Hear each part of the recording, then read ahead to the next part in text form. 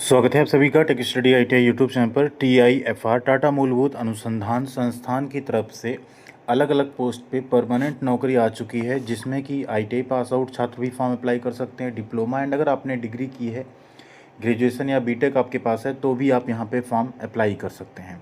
तो आइए देखते हैं कंप्लीट डिटेल इस वैकेंसी के बारे में, कैसे इसका फॉर्म भरा जाएगा, कौन कौन इसका फॉर्म भर सकता है, सैलरी कितने मिलेगी, एज लिमिट कितनी है, एंड साथ ही साथ फॉर्म भरने की फ़ीस एंड सिलेक्शन प्रोसेस आपका क्या रहने वाला है। तो वीडियो को आप लोग पूरा देखिएगा एंड प्लीज़ वीडियो को लाइक एंड चैनल को सब्सक्राइब भी ज़रूर कीजिएगा। लाइक वाला बटन दबा दीजिएगा, आपका एक सपोर्ट हमारे लिए काफ़ी ज़्यादा इम्पॉर्टेंट होता है। और ये नोटिफिकेशन, फॉर्म भरने की लिंक एंड बाकी सारी अपडेट हम यूट्यूब के साथ साथ आप सबके साथ टेलीग्राम पे भी शेयर करते रहते हैं। तो अगर आप लोग हमारे साथ टेलीग्राम पे नहीं जुड़े हैं तो प्लीज़ हमारे साथ टेलीग्राम पे भी ज़रूर जुड़िएगा। कमेंट सेक्शन में पहले नंबर पे आपको टेलीग्राम चैनल की लिंक मिल जाएगी, साथ ही साथ हमारे एप्लीकेशन की भी लिंक मिल जाएगी, जिसे आप इंस्टॉल करके वहाँ से अपनी गवर्नमेंट जॉब एंड ITI के एग्जामिनेशन की बेहतरीन तैयारी कर सकते हैं कोर्सेज़ को ज्वाइन करके। अब यहाँ पे अगर देखेंगे एडवर्टीज़मेंट नंबर है 2026 का छठा, ये मुंबई के लिए है। ठीक है, मुंबई में आपकी नौकरी यहाँ पर रह सकती है। इसमें अलग अलग पोस्ट है, वैकेंसीज़ बहुत ज़्यादा नहीं है, एक एक दो दो सीट ही है हर उस पर, लेकिन सैलरी अच्छी है एंड परमानेंट जॉब है। जैसे साइंटिफिक ऑफिसर की बात करें, यहाँ आपकी सैलरी होगी 1,18,110 रुपये। एक सीट है OBC में, साइंटिफिक ऑफिसर C में ही एक सीट है, UR में एक, यहाँ पे फिर UR में है। जूनियर इंजीनियर की वैकेंसी इसमें 73,020 रुपये सैलरी होगी। साइंटिफिक असिस्टेंट की पोस्ट है, इसमें 73,020 रुपये सैलरी होगी। एडमिनिस्ट्रेटिव असिस्टेंट की पोस्ट है, यहाँ भी सेम सैलरी होगी। फिर आपका ट्रेड्समैन B ITI के लिए है, प्लम्बर, टोटल 3 सीट है, 46,990 रुपये सैलरी होगी। ट्रेड्समैन B इलेक्ट्रिकल की सीट है, एक ही वैकेंसी है, 46,990 रुपये है। ट्रेड्समैन B वेल्डर एक सीट है, सिर्फ 46,990 रुपये सैलरी। ट्रेड्समैन B इलेक्ट्रीशियन फिर यहाँ पे है, same salary. Tradesman B technician mechatronics की एक सीट है, यहाँ भी सेम पेमेंट है। लैब असिस्टेंट की पोस्ट है, 46,990, यहाँ भी सैलरी है। क्लर्क की एक पोस्ट है, इसमें भी सेम सैलरी है। क्लर्क में अलग अलग वैकेंसीज़ हैं, अलग अलग उसमें दिया जाएगा। अभी एजुकेशनल क्वालिफिकेशन आपको हम दिखाने वाले हैं। इसके साथ साथ आप देखें तो वर्क असिस्टेंट की भी वैकेंसीज है, जहां आपको 36,360 रुपये सैलरी मिलेगी। वर्क असिस्टेंट टेक्निकल में अगर आप देखें तो एयर कंडीशनिंग, फिर वर्क असिस्टेंट टेक्निकल में ही पेंटर, प्लम्बर, फिटर की भी सीट है, जहां आपको 36,360 रुपये सैलरी मिलने वाली है। सिक्योरिटी गार्ड की 3 सीट है, इसमें 36,360 है। फिर आपका है प्रोजेक्ट एडमिनिस्ट्रेटिव असिस्टेंट की, यहाँ आपका कंसोलिडेटेड पे इंक्लूडिंग HRA होगा 63,900 रुपये।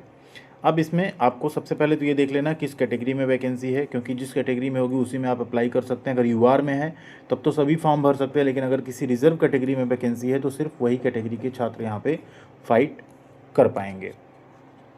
अब एलिजिबिलिटी कंडीशन अगर देखें तो साइंटिफिक ऑफिसर C में जो मांगा जाएगा वो है फुल टाइम डिग्री आपके पास पहली वाली पोस्ट पे होनी चाहिए, किसमें, ITCS में। ठीक है, और 1.5 से 3 साल का एक्सपीरियंस होना चाहिए आपके पास।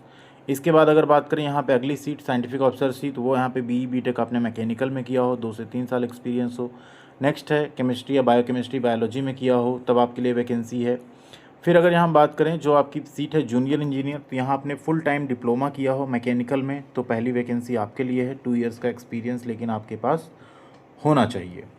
नेक्स्ट आपकी जो वैकेंसी है साइंटिफिक असिस्टेंट की, यहाँ पे फुल टाइम ग्रेजुएशन आपने किया हो PC यानी physics chemistry computer science IT या information science electronics and communication में, या डिप्लोमा भी अगर आपने किया है सेम ब्रांच में तो आप फॉर्म भर सकते हैं, बट 2 इयर्स का एक्सपीरियंस यहाँ भी होना चाहिए साइंटिफिक असिस्टेंट B में। ठीक है, नेक्स्ट बात करते हैं यहाँ पे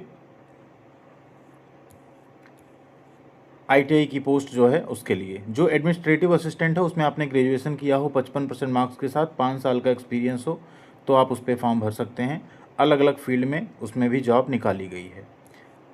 चलते हैं ट्रेड्समैन B, जो ITI पास आउट छात्रों के लिए नौकरी निकाली गई उस पर।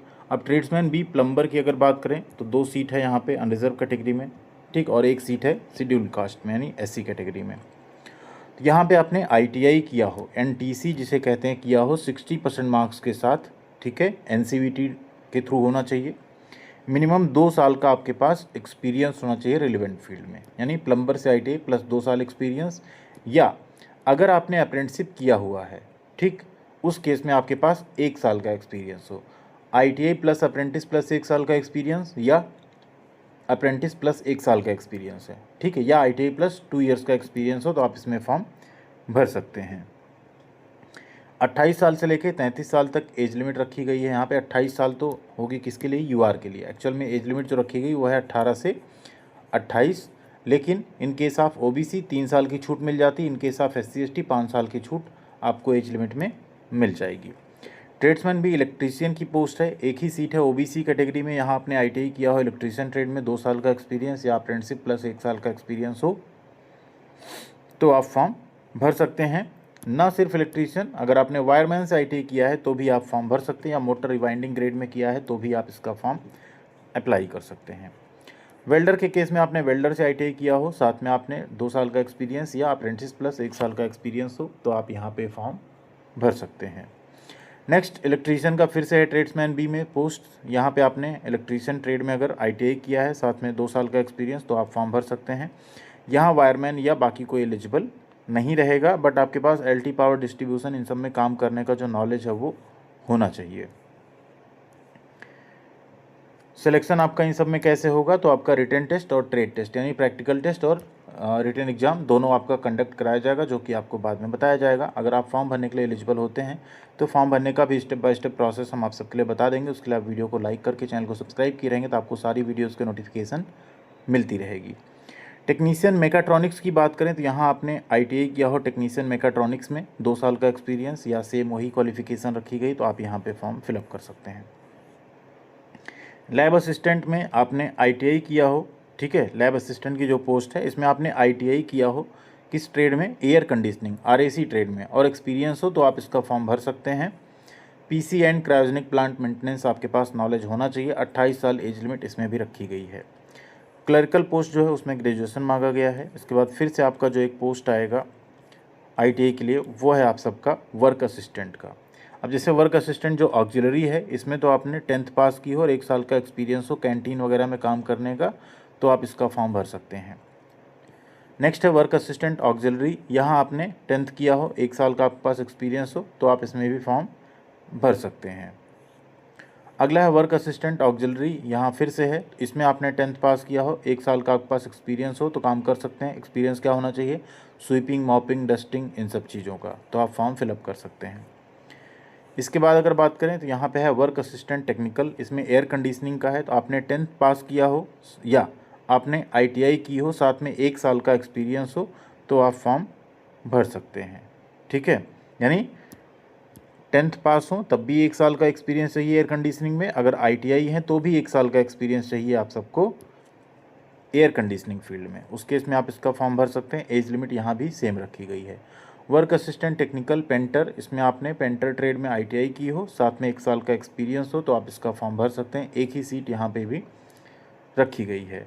वर्क असिस्टेंट प्लम्बर की बात करें, यहाँ पे भी एक सीट है, इसमें आपने 10th plus 1 year experience plumbing का हो या ITI प्लस 1 ईयर एक्सपीरियंस हो तो आप इसका फॉर्म फिलअप कर सकते हैं। वर्क असिस्टेंट फिटर में है, आपने ITI फिटर ट्रेड में की हो, साथ में 1 ईयर का एक्सपीरियंस हो तो आप इसका फॉर्म फिलअप कर सकते हैं। सिक्योरिटी गार्ड की 3 वैकेंसी, इसमें आपने 10th पास किया हो, साथ में आपके पास 3 साल का एक्सपीरियंस होना चाहिए एज अ डिफेंस, CAPF या सिक्योरिटी वर्क का, तो आप इसमें फॉर्म फिलअप कर सकते हैं। तो ये हैं कुछ वैकेंसीज़, ठीक है। इसमें आपका सिक्योरिटी गार्ड में फिजिकल इफिशिएंसी टेस्ट भी होगा जो आपको पास करना पड़ेगा, एंड जो बाकी पोस्ट है उस पर आपका रिटन टेस्ट एंड साथ में ट्रेड टेस्ट होगा, उसके बेसिस पे आपका सिलेक्शन होगा। सभी पोस्ट TIFR कोलाबा मुंबई के लिए निकाली गई हैं, ट्रांसफरेबल है, अदर स्टेट या अदर यूनिट्स में आपका ट्रांसफ़र किया जा सकता है। अब यहाँ अगर आप बाकी देखेंगे 1 से 7 एंड 12, 17 तो लिखा जाएगा कि 3 ईयर्स के लिए हैं एक्चुअल में, लेकिन 1 ईयर का प्रोबेशन पीरियड है, 3 ईयर्स का है। उसके बाद आपका देखा जाएगा परफॉर्मेंस एंड उसके बाद आपको परमानेंट भी कर दिया जाएगा, ठीक है। तो ऐसा नहीं कि आपको निकाला जाएगा, कोई कॉन्ट्रैक्चुअल जॉब नहीं है, आपकी परमानेंट जॉब रहेगी, बशर्ते आपकी परफॉर्मेंस वगैरह अच्छी होना चाहिए, आपका कैरेक्टर, आपका डिसिप्लिन, ये सब कुछ अच्छा रहना चाहिए, तो आप सबकी यहाँ पे जॉब ये जो है कंटिन्यू रहेगी।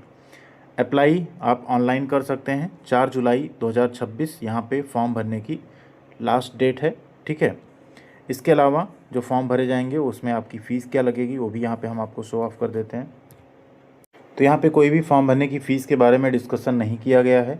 इसका जो फॉर्म भरने का ऑफिशियल लिंक है वो आपको वीडियो के डिस्क्रिप्शन में दे देंगे, वहाँ से आप लोग क्लिक करके डायरेक्ट भर सकते हैं। या अगर आप चाहेंगे तो आप एक बार कमेंट कर दीजिएगा यस करके, आपको हम स्टेप बाय स्टेप फॉर्म भरने का वीडियो भी प्रोवाइड कर देंगे, जिससे आप आसानी से अपने मोबाइल फ़ोन से फॉर्म को बिना किसी गलती के अप्लाई कर पाएंगे। थैंक यू वेरी मच, ख्याल रखिएगा अपना। मिलते हैं अगली अपडेट के साथ अगले वीडियो में।